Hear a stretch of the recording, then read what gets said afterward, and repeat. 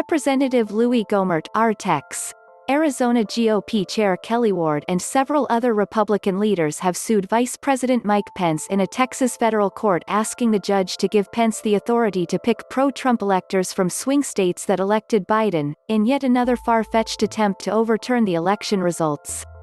Iowa law professor and election law expert Derek T. Muller notes that the Texas lawsuit falsely states that the Arizona legislature endorsed the pro-Trump slate of electors as they did so at the Arizona state capitol.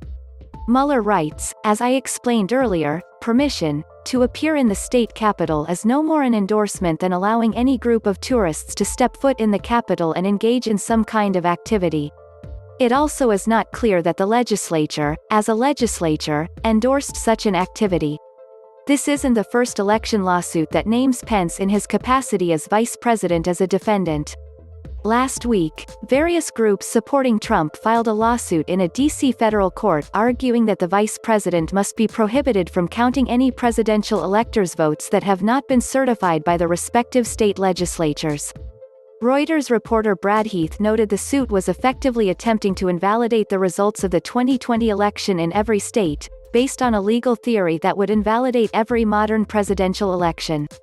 After multiple failed recounts and legal attempts, Trump and his allies have evidently set their sights on the electoral vote counting process on January 6 as a last-ditch effort to overturn the election.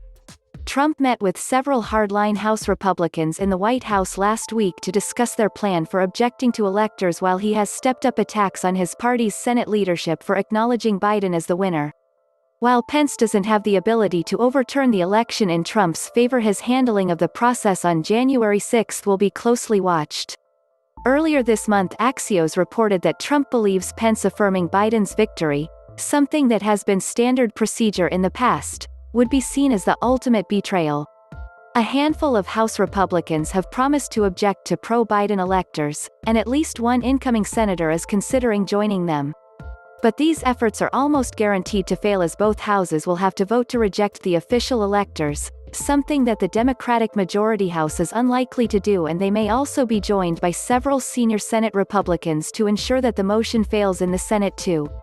Here's why Pence can't overthrow Biden's win, despite what Trump may hope. Forbes, here's why Trump and GOP lawmakers' plan to challenge election in Congress won't work. Forbes.